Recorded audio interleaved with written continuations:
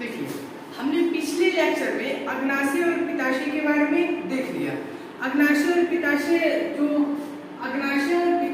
है, जो भोजन जैसे आमाशय से निकल के छोटी आंत में अभी जाने वाला रहता है, उससे पहले क्या कहते हैं, अग्नाशय और पित्ताशय। अग्नाशय और पित्ताशय क्या करते हैं, भोजन के साथ जो करना रहता है, एंजाइम मिलाना रहता है।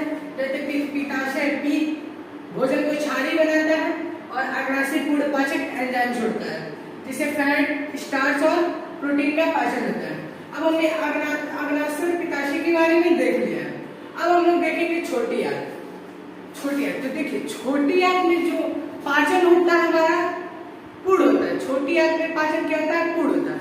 छोटी आंत में पाचन पूर्ण होता है और इसमें पाचन प्लस अवशोषण दोनों होते हैं, अर्थात भोजन पूरे रूप से पच जाता है और उससे ऊर्जा भी प्राप्त कर लिया जाता है, जिसे अवशोषण होता है। क्या होता है, अवशोषण के फलस्वरूप उससे ऊर्जा, भोजन से ऊर्जा भी प्राप्त कर लिया जाता है। अब छोटी आंत के छोटी आंत के 3 भाग होते हैं। छोटी आंत के कितने भाग होते हैं, 3 भाग। यहाँ पे देखिए, पहला ड्यूडेनम, जिजेनम और इलियम। यहाँ पे देखिए, ड्यूडेनम, जिजेनम और इलियम। देखिए, अब जो ड्यूडेनम होता है, ये वाला भाग, जो हमारा छोटी आंत का ये वाला भाग, ये तो पूरा छोटी आंत हो रहा है, और इसका एक भाग जिसे ड्यूडेनम कहा जाता है, ग्राडिया पक्वास कहा जाता है, उसमें जो होता है, इसमें किसी भी प्रकार का पाचन नहीं होता है, क्योंकि इसमें किसी भी प्रकार का एंजाइम नहीं पाया जाता है। और ये जो ड्यूडेनम होता है, किसी भी प्रकार का एंजाइम का स्राव नहीं कराता है। इसमें पाए जाते हैं 2 प्रकार के, जो हमारी छोटी आंत की जो ड्यूडेनम है भाग, पहला भाग ड्यूडेनम, उसमें 2 प्रकार के हार्मोन्स, 2 प्रकार के क्या पाए जाते हैं, हार्मोन्स पाए जाते हैं, जो क्या करते हैं, पहला एक सेक्रेटिन पाया जाता है, जो अग्नाशय क्या एक सेक्रेटिन पाया जाता है, जो अग्नाशय को प्रेरित करता है, किस लिए, पूर्णपाचक एंजाइम निकालने के लिए। मैंने पिछले वाले लेक्चर में बताया ये सब। और इसी ड्यूडेनम से एक और हार्मोन्स निकलता है, जिसे कोलेसिस्टोकाइनिन कहते हैं।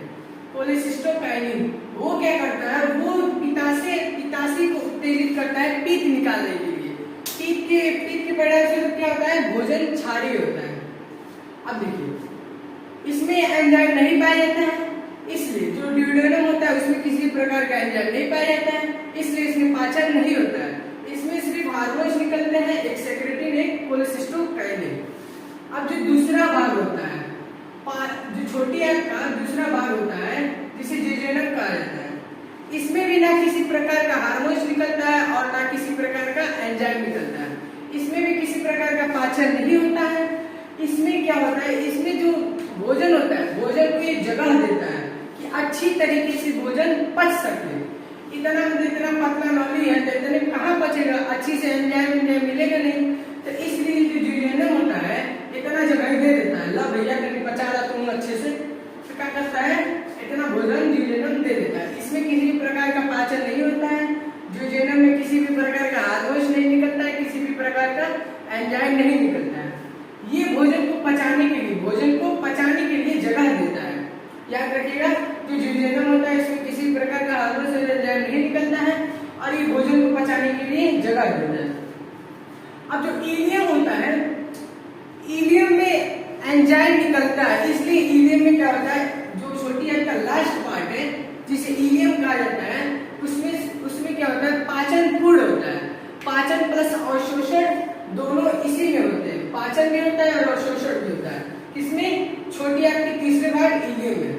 इसमें एक एंजाइम पाया जाता है, जिसे इरेप्सिन कहा जाता है।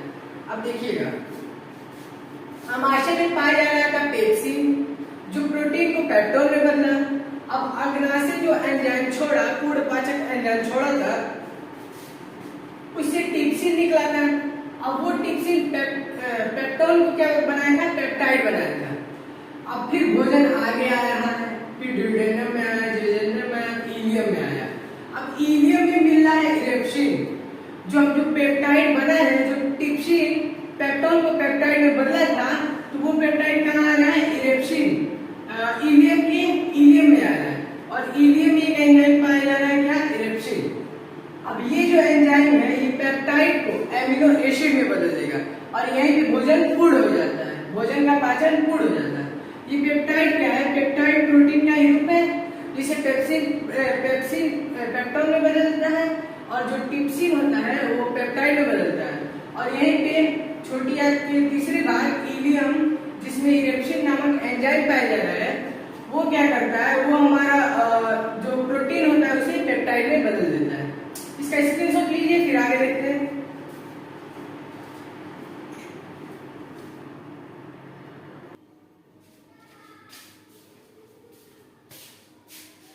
देखिए, हमने छोटी आंत को देख लिया।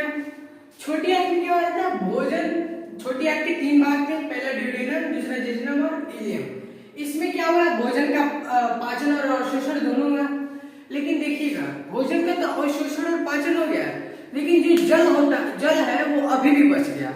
अब जल कहाँ आएगा, जल आएगा बड़ी आंत में। अब बड़ी आंत के जो निचला भाग है, ये जो गोल का है, इसे कहते हैं सीकम। क्या कहते हैं, इसे कहते हैं सीकम। और ये जो ऐसे लटका हुआ भाग है, इसे कहते हैं अपेंडिक्स। अपेंडिक्स क्या होता है, अपेंडिक्स एक अवशेषी अंग है, जैसे शरीर में रहता है लेकिन इसका कोई काम नहीं होता है। देखिए, तो पहले ये जानवरों में जो अपेंडिक्स होता है वो बहुत बड़ी मात्रा में होता है। ये अपेंडिक्स का जो कार्य होता है, अपेंडिक्स क्या करता है, अपेंडिक्स घास भूसा को पचाने के लिए ये सहायक होता है अपेंडिक्स। और ये क्या होता है, जानवरों में बड़ी मात्रा में पाए जाते थे। पहले हम लोग भी क्या खाते थे, पहले घास भूसा खाते थे, इसलिए हम लोग में अपेंडिक्स था। लेकिन इस समय अपेंडिक्स क्या हो गया है, एक अवशेषी अंग हो गया है, क्योंकि इसका कोई उपयोग है नहीं अपेंडिक्स का, इसलिए अपेंडिक्स क्या है, एक अवशेषी अंग है। बड़ी आंत के इस निचले भाग को शिकम कहेंगे। अब जो जल बचा हुआ है वो आएगा बड़ी आंत में। अब बड़ी आंत में जो होगा वो जल का अवशोषण होगा। बड़ी आंत में क्या होगा, जल का अवशोषण होगा। बड़ी आंत के जो इस वाले भाग को है, बड़ी आंत के देखिए, बड़ी आंत के चार भाग होते हैं। पहला ascending colon, transverse colon, descending colon और सिग्मोइड कॉलन। देखिए यहां से देखिए, जो ऊपर जा रहा है वो असेंडिंग कॉलन, जो नीचे जा रहा है आईसी सपाट में, वो हो गया ट्रांसवर्स कॉलन, और जो नीचवा आ रहा है उसे कहते हैं डिसेंडिंग कॉलन।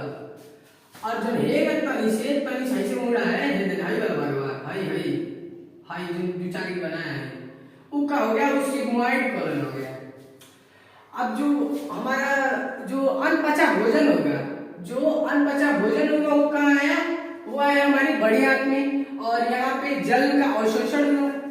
अब जो अनपचा भोजन होगा वो असेंडिंग कॉलन से ट्रांसफर कॉलन, और ट्रांसवर्स कॉलन से डिसेंडिंग कॉलन, फिर सिग्मोइड कॉलन, फिर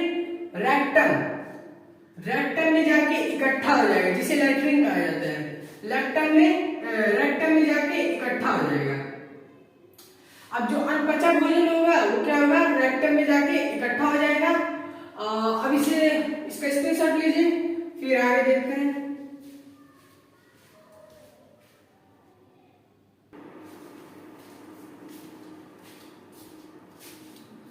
देखिए, ये जो प्रोटीन होता है ये बहुत जटिल होता है, इसलिए इसका पाचन तीन जगह होता है। मैंने आपको बताया पाचन मैं जब बता रहा हूं तो उसमें बताया कि तीन जगह ये पाचन होता है इसका।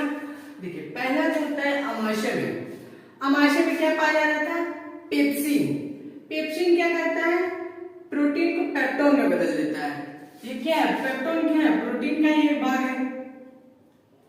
तो पेप्सिन क्या करता है, जो अमाशय में पेप्सिन पाया जाता है वो प्रोटीन को पेप्टोन में बदल देता है। अब फिर ये पेप्टोन कहाँ जाएगा, आगे। अब आगे क्या था, अग्नाशय टिप्सिन निकल रहा था। अब ये टिप्सिन क्या कह रहा है, ये टिप्सिन पेप्टोन को पेप्टाइड में बदल दे रहा।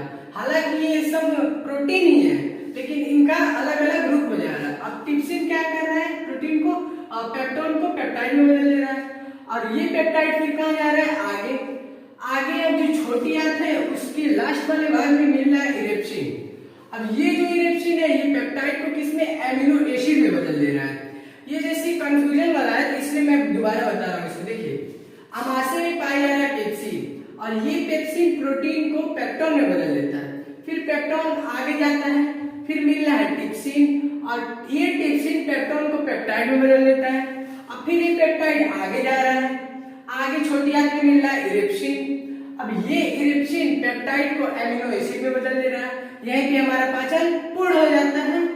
अब देखिए, जो खाना मतलब भोजन है उसे अलग अलग नाम से जाना जाता है। चला जाता है, देखते हैं। देखिए, भोजन लीजिए, खाइए, मुंह में चबाइए, थूक दीजिए, वो क्या हो जाएगा? बोलस हो जाएगा। जब भोजन मुंह में रहता है तो उसे बोलस कहा जाता है। कहा? बोलस। खाइए, कुछ पड़ गया, थूक दीजिए, वो हो जाएगा बोलस। और कायम कब कहा जाता है? आमाशय में जब भोजन रहता है, आमाशय में जब भोजन रहता है उसे कायम कहा जाता है। जब उल्टी होता है, उल्टी जो होता है वो क्या होता है? वो कायम होता है।